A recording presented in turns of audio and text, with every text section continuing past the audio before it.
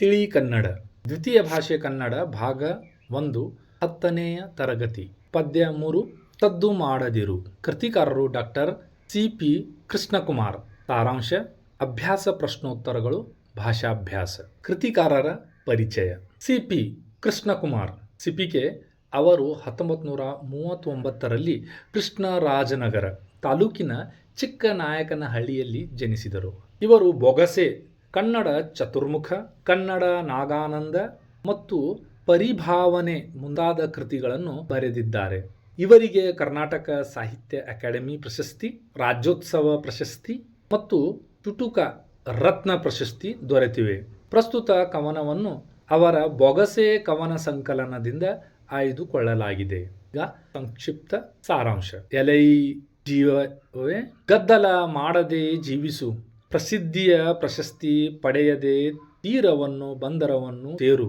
ತಟ್ಟೆಯಲ್ಲಿರುವ ಕರ್ಪೂರ ಮೌನವಾಗಿ ಕರಗಿ ಇರುವಷ್ಟು ಸಮಯ ಸುತ್ತಲೂ ಬೆಳಕನ್ನು ನೀಡಿ ತನ್ನ ಅವಶೇಷಗಳೇ ಇಲ್ಲದೆ ಮರೆಯಾಗುವಂತೆ ನಮ್ಮ ಕೆಲಸ ಕಾರ್ಯಗಳನ್ನು ಮಾಡಬೇಕು.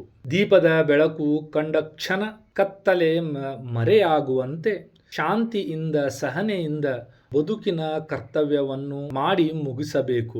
ಸುಮ್ಮನೆ ಕೂಗಾಡಿ ಹಾರಾಡಿದರೆ ಅದರಿಂದ ಏನೂ ಪ್ರಯೋಜನವಿಲ್ಲ. ಮೌನಕ್ಕೆ ಇರುವ ಶಕ್ತಿ ಗದ್ದಲಕ್ಕೆ ಇರಲಾರದು. ಹಸಿ ಸೌದೆಯು ಉರಿಯುವಾಗ ಬುಸಗುಟ್ಟುವ ಧ್ವನಿಯನ್ನು ಹೊರಡಿಸುತ್ತದೆ. ಸ್ಫೋಟಕ ವಸ್ತುವಿಗೆ ಕಿಡಿ ತಾಕಿದರೆ ಅದು ಸಿಡಿದು ಆರ್ಭಟಿಸುತ್ತದೆ. ಹಾಗೆ ಇರಬೇಡ. ಸೂರ್ಯನ ಬೆಳಕಿಗೆ, ಕಿರಣಗಳಿಗೆ ಕರಗುವ ಮಂಜಿನ ಹನಿಯ ಹಾಗೆ ಬದುಕು. ತನ್ನದಾದ ಕರ್ತವ್ಯಗಳನ್ನು ಶಾಂತ ರೀತಿಯಿಂದ ಮಾಡಿ ಮುಗಿಸಬೇಕು ಎಂದು ಕವಿ ಹೇಳಿದ್ದಾರೆ. ಅಭ್ಯಾಸ. ಸ್ಪಷ್ಟ ಪದಗಳ ಅರ್ಥ.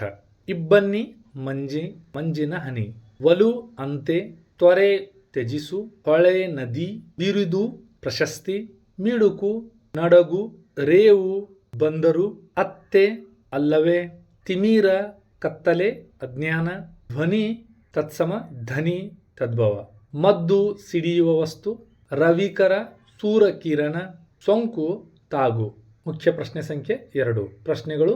ಬಿಟ್ಟ ಸ್ಥಳಗಳನ್ನು ಸೂಕ್ತ ಪದಗಳಿಂದ ಭರ್ತಿ ಮಾಡಿರಿ. ಫಸ್ಟ್, ಸದ್ದು ಮಾಡದಿರು ಕವಿತೆಯ ಆಕರ ಕೃತಿ ಡ್ಯಾಶ್ ಬೊಗಸೆ.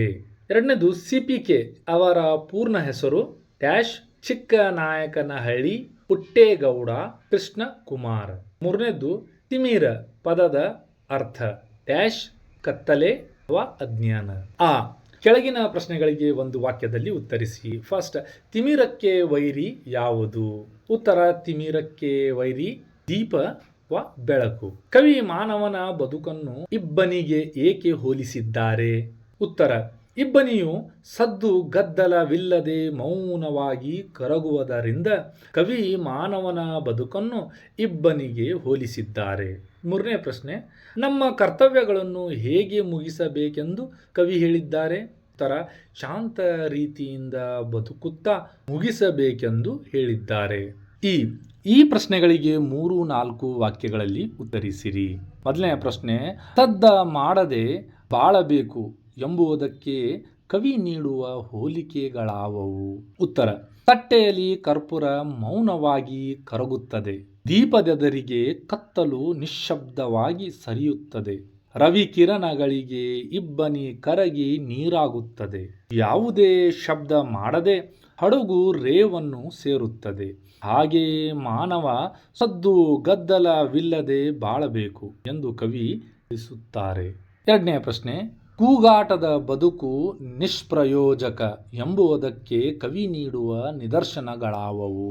ಉತ್ತರ, ಕೂಗಾಡಿ ಹಾರಾಡಿ ಮಾಡುವುದರಿಂದ ಫಲವಿಲ್ಲ. ಇದರಿಂದ ರಂಪ ರಾದ್ದಾಂತ ಆಗುವುದೇ ಹೊರತು ಪ್ರಯೋಜನವಿಲ್ಲ.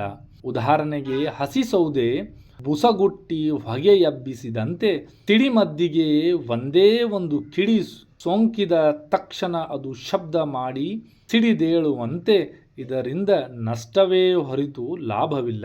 ಆದ್ದರಿಂದ ಸಿಡುಕು ಮಿಡುಕನ್ನು ತೊರೆದು ಮೌನಿಯಾಗಿರಬೇಕೆಂದು ಕವಿ ಹೇಳಿದ್ದಾರೆ. ನಾಲ್ಕನೆಯ ಪ್ರಶ್ನೆ, ಮಾನವನ ಬದುಕು ಕರ್ಪೂರದಂತೆ ಇರಬೇಕು ಏಕೆ? ಉತ್ತರ, ತಟ್ಟೆಯಲ್ಲಿರುವ ಕರ್ಪೂರ ತಾನು ಉರಿದರೂ ಬೆಳಕನ್ನು ನೀಡುತ್ತದೆ. ದೇವರ ಪೂಜೆ ಆರತಿಯಲ್ಲಿ ಪ್ರಮುಖ ಪಾತ್ರ ವಹಿಸುತ್ತದೆ. ಇತರರಿಗೆ ಸಹಾಯ ಮಾಡುತ್ತದೆ.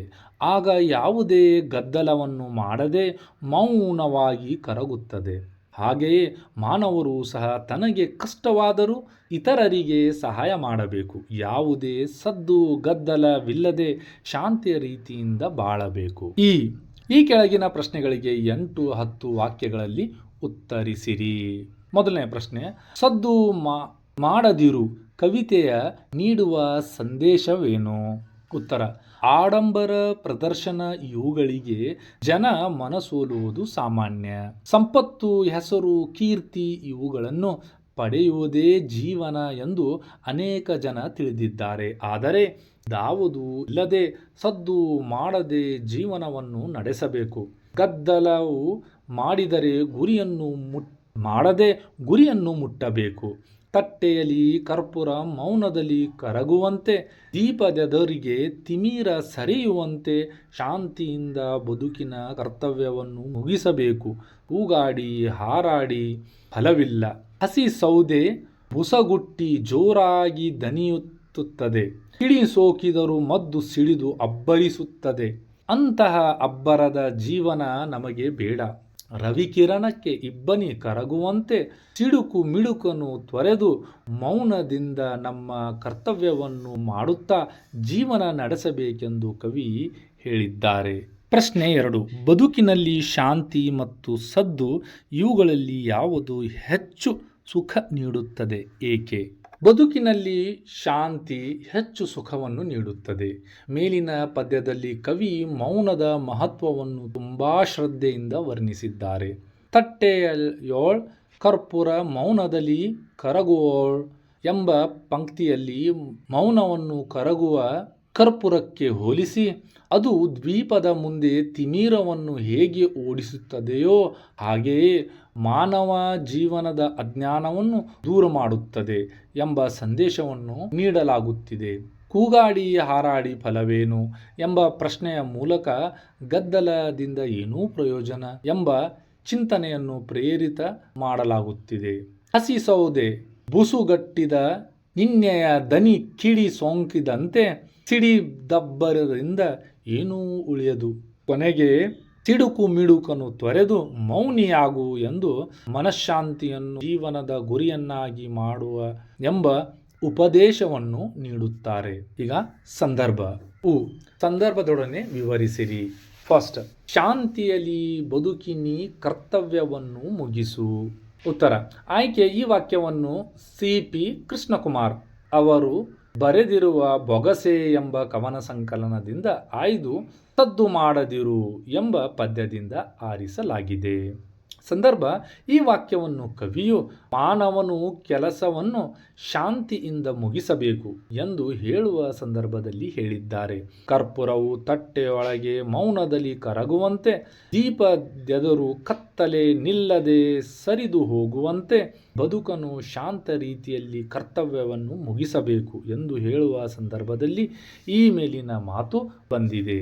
ಸ್ವಾರಸ್ಯ, ಮಾನವನು ತನ್ನ ಜೀವನದಲ್ಲಿ ಯಾವುದೇ ಕೆಲಸದಲ್ಲಿ ತೊಡಗಿದ್ದರೂ ಶಾಂತಿಯಿಂದ ಮಾಡಬೇಕು ಎಂಬುದು ಇಲ್ಲಿನ ಸ್ವಾರಸ್ಯವಾಗಿದೆ. ಪ್ರಶ್ನೆ ಸಂಖ್ಯೆ 2, ಅರಸಿ ಸಿಡುಕು ಮಿಡುಕನ್ನು ತೊರೆದು ಮೌನಿಯಾಗು. ಆಯ್ಕೆ ಸೇಮ್ ಇರುತ್ತೆ. ಸಂದರ್ಭ ನೋಡೋಣ. ಈ ವಾಕ್ಯವನ್ನು ಕವಿಯು ಹೇಳಿದ್ದಾರೆ. ಮನುಷ್ಯ ಜೀವನದಲ್ಲಿ ಹಸಿ ಸೌದೆಯಂತೆ ಬುಸುಗುಟ್ಟುವಂತೆ, ಸಿಡಿ ಮದ್ದು ಬರೇ ಸದ್ದು ಮಾಡುವಂತೆ ಬದುಕದೆ, ರವಿ ಕಿರಣಕ್ಕೆ ಮೌನವಾಗಿ ಇಬ್ಬನಿಯು ಕರಗುವಂತೆ ಸಿಡುಕು ಮಿಡುಕನ್ನು ತೊರೆದು ಮೌನಿಯಾಗು ಬಾಳುವುದನ್ನು ಕಲಿಯಬೇಕೆಂದು ಕವಿ ಹೇಳಿದ್ದಾರೆ. ಸ್ವಾರಸ್ಯ, ಜೀವನದಲ್ಲಿ ನಾವು ಹೇಗೆ ನಮ್ಮ ಕರ್ತವ್ಯಗಳನ್ನು ಮಾಡಬೇಕು ಎಂಬುದನ್ನು ಸರಳವಾದ ಭಾಷೆಯಲ್ಲಿ ಕವಿ ತಿಳಿಸಿದ್ದಾರೆ. ಈಗ ಭಾಷಾಭ್ಯಾಸ. ಕೆಳಗಿನ ಪದಗಳನ್ನು ಬಿಡಿಸಿ ಬರೆಯಿರಿ. 1, 2, 3, 4, 5, 6, 7 ಇದ್ದಾವೆ. ನೆಕ್ಸ್ಟ್, ಈ ಕೆಳಗಿನ ಪದಗಳಿಗೆ ನಾನಾರ್ಥ ಪದ ಬರೆಯಿರಿ.